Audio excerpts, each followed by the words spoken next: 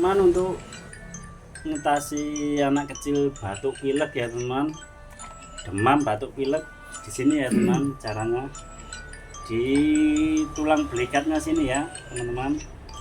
Nah, kasih minyak dulu biar bisa diurut biar licin.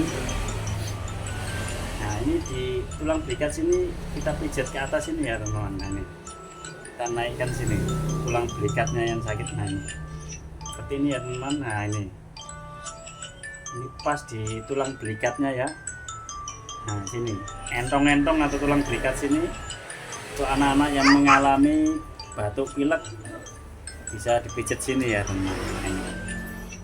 Ini bisa dilakukan di kanan kiri ya teman-teman. Nah yang sini, nah ini lakukan berulang-ulang sampai benar-benar ini kendor ya teman-teman.